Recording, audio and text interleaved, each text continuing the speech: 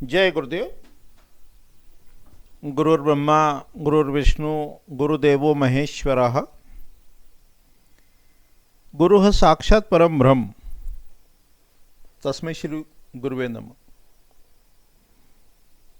अर्चनी वंदनी प्रातः स्मरणी परम पूजनी गुरुदेव के चरणों में बारंबार वंदन कर आरंभ करते हैं। अपन ज्योतिष शास्त्र को सरलतम विधि से देखने का समझने का प्रयास कर रहे हैं और इस क्रम में अपन ये जानते हैं कि पूरे ये जो अपना सौर मंडल है इसको जब 360 डिग्री में अपन डिवाइड करते हैं, जब 27 बराबर भागों में विभाजित करते हैं तो उन तारों के समूह को नक्षत्र कहते हैं। ये अपन जानते हैं।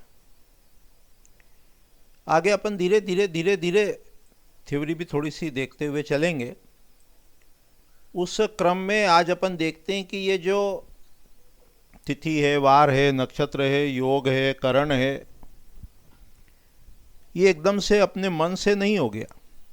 आकाश में जो ग्रह नक्षत्रों की स्थिति है उसके अनुसार उस दिन की तिथि होती है सूर्य चंद्रमा के रिलेटिव डिस्टेंस से। इसी प्रकार चंद्रमा किस नक्षत्र में है वो उस दिन का नक्षत्र होता है। नक्षत्र मास की चर्चा किसी समय अपन ने की थी कि किसी समय ऐसा भी एक कैलेंडर प्रचलित रहा है जिसका महीना 27 दिन का होता है, उसको नक्षत्र मास कहते हैं। अभी जो अपन ये जनवरी फरवरी मार्च अप्रैल देखते हैं अंग्रेजी हिसाब से, अपने यहाँ पर चांद्र मास का विचार किया जाता है। चंद्रमा के अनुसार मास का निर्धारण होता है। अपन जानते हैं कि नक्षत्र यानी तारों का समूह, अश्विनी भरणी कृतिका रोहिणी, ये कितने तारे उसमें होते हैं उसकी संख्या है। जब ये नाम आपको याद हो जाएंगे, अश्विनी भरणी कृतिका रोहिणी मृगशिरा आद्रा पुनर्वसु पुष्य अश्लेषा मघा पूर्वा फाल्गुनी उत्तरा फाल्गुनी हस्त चित्रा स्वाति विशाखा अनुराधा ज्येष्ठा मूला पूर्वा आषाढ़ा उत्तरा आषाढ़ा श्रवण धनिष्ठा शतभिषा पूर्वा भाद्रपद उत्तरा भाद्रपद और रेवती। जब ये नाम अपने को ध्यान में आ जाएंगे, याद हो जाएंगे, तो अपन ये देखेंगे समझेंगे कि अपने जो चांद्रमास है, चैत्र वैशाख ज्येष्ठ आषाढ़ श्रावण भादव कह लो, भाद्रपद कह लो, क्वार कह लो, अश्विन कह लो, कार्तिक, फिर अगन कह लो, मार्गशीर्ष कह लो, पौष माघ और फागुन, उसका निर्धारण भी ये चंद्रमा की स्थिति के अनुसार है।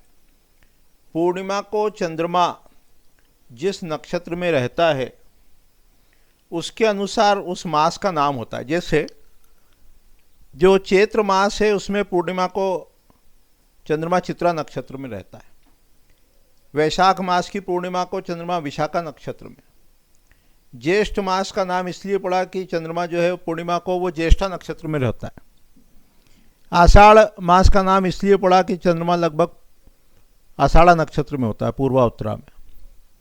श्रावण मास का नाम भी चंद्रमा जो है वो पूर्णिमा के दिन श्रवण नक्षत्र में रहता है। इसी प्रकार भाद्रपद है।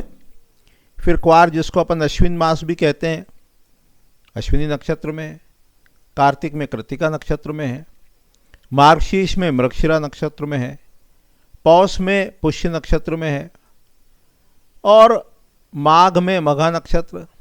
और फाल्गुन मास जो है उसमें वो फाल्गुनी उत्तरा या पूर्वा, उसमें पूर्णिमा को रहता है।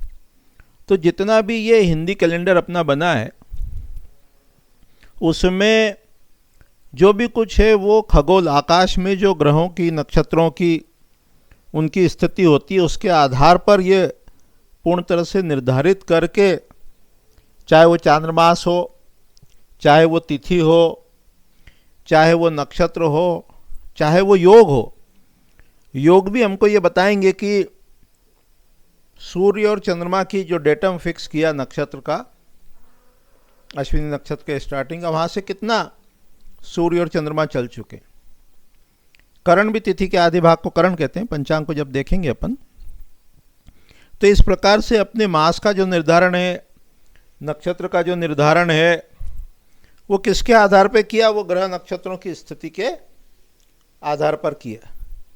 अभी किसी ने जिज्ञासा भी रखी थी कि हमें वो कैसे पता चले कि किस दिन कौन सा नक्षत्र है या चंद्रमा कितने अंश का है, उसके लिए पांचांग का वर्णन है। पंचांग जो होते हैं, पहले पंडित जी ज्योतिषी अपने साथ में रखते थे, अभी भी रखते हैं। तो जैसे एक विश्वविजयी पंचांग है, तो या तो पंचांग की सहायता से अपन उस कार्य को कर सकते हैं। दूसरा तरीका यह भी हो सकता है कि जो कंप्यूटर चलाते हैं, इंटरनेट चलाते हैं, मोबाइल चलाते हैं, वो कोई ऐप को भी डाउनलोड कर सकते हैं या सॉफ्टवेयर भी डाउनलोड कर सकते हैं। आगे अपन सॉफ्टवेयर में देखेंगे। जगन्नाथ होरा एक सॉफ्टवेयर है, जगन्नाथ होरा, और वो इंटरनेट पर अवेलेबल है। उसकी सहायता अपन ले सकते हैं।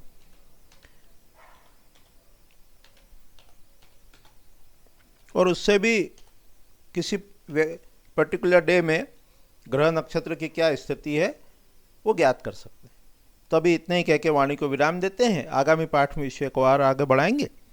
जय गुरुदेव, जय गुरुदेव।